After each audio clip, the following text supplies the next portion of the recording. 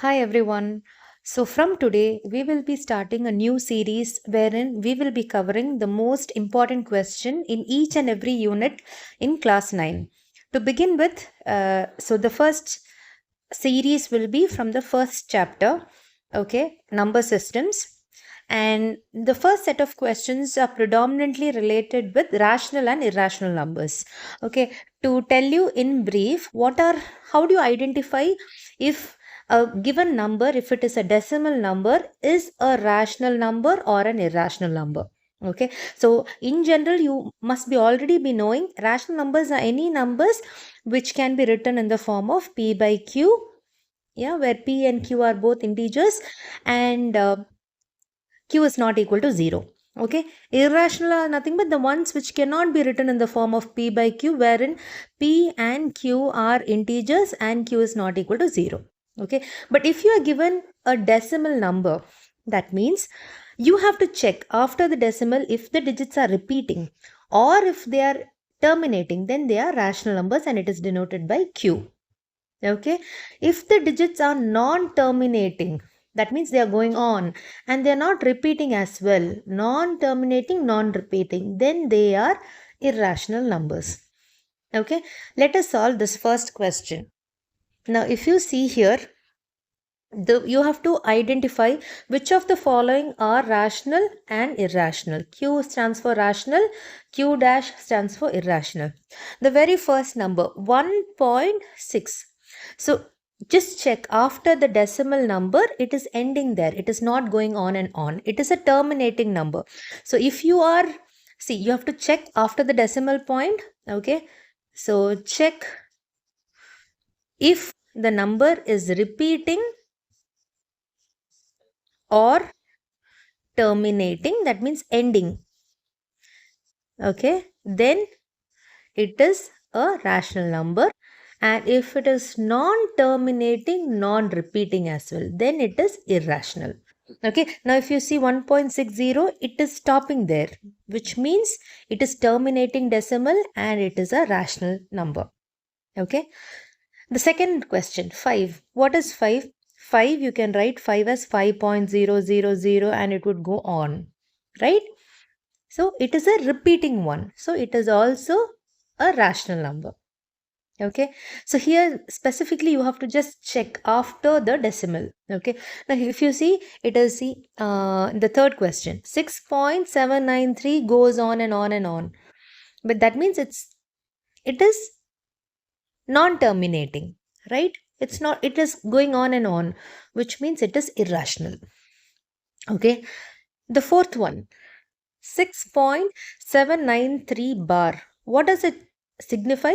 It means 793 after the decimal is repeating. That's what it means. So if it is repeating, then it is a rational number. Okay. Fifth one, 6.793. It terminates, it ends there, which means what? It is a rational number. What about 0? What does 0 signify? You can write 0 as 0 by 1. Yeah. So it is nothing but a rational number. Again here, the last one, 2.6609 goes on and on, repeating. It's repeating, right?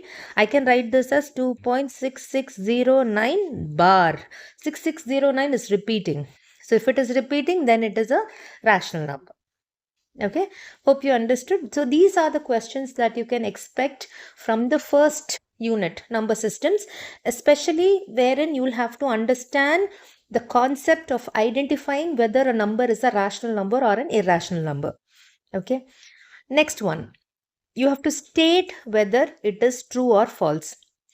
Every whole number is a natural number. Is it true? Is every whole number a natural number? No. Whole number begins with 0, 1, 2, 3 and it goes on, right? 0 is a whole number, but 0 is not a natural number. So it is false. Why is it false? Not every whole number is a natural number. 0 is not a natural number, so it is false. Next one, every integer is a rational number. It is true. What do you mean by integers? minus, so integers are nothing but I can say -2, -1, 0, 1, 2. These are all integers, and all of these can be expressed in the form of p by q. So yes, it is true. Or every integer is a rational number. The third question. Every rational number is a whole number. Is every rational number a whole number? Is 1 by 2 a whole number? No. Okay. Not every rational number is a whole number. So if you are expressing a rational number in terms of p by q, so 1 by 2, it is not a whole number. So this is false. Next one. Every integer is a whole number. Is every integer a whole number? So for example, if I take -1 or -2, is it a whole number? No. Okay, so whole number starts from 0, 1, 2, 3 onwards. So every integer is not a whole number because -1 is not equal to, it's not a whole number. So this is again a false. The fifth one. Every rational number is a whole number.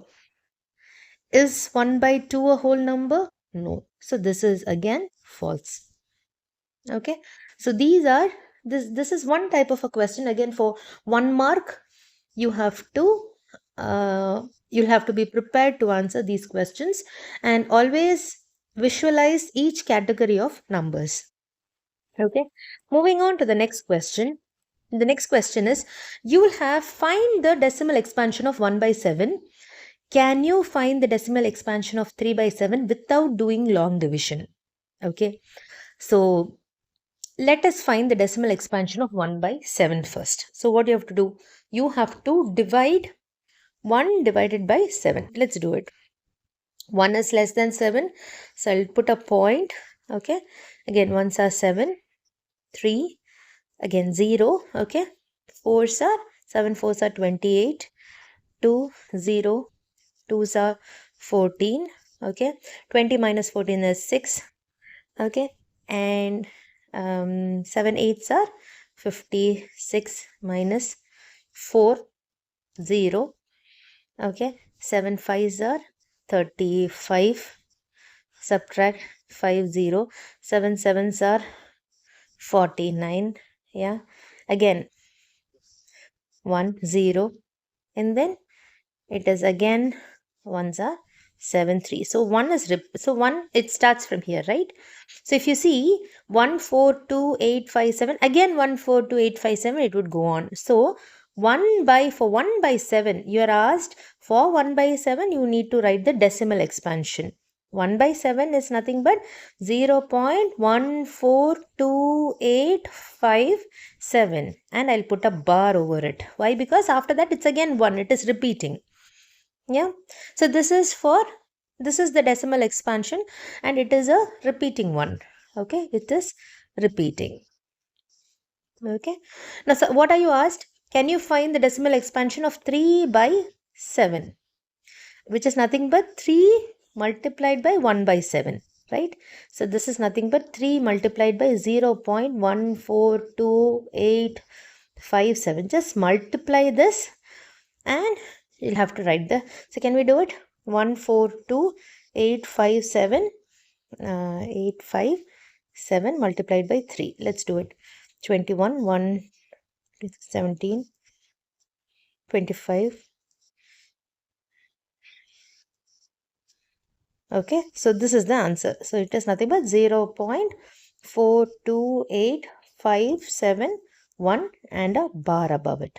So this is the value. So similarly, you can find, so if you know 1 by 7, the decimal expansion of 1 by 7, you can very similarly, you can calculate 5 by 7, 6 by 7, 8 by 7, 4 by 7, etc. Okay, so this is how we will be able to simplify, and actually without again doing a long division for 3 by 7, you will easily be able to calculate. Okay, so these are the questions, and if you are able to understand the way I am solving the question, and please do comment and do show your support in the comments if you want, if you'd like me to do more questions from this unit, and if this can go on. Okay, do hit a subscribe, do comment. Thank you.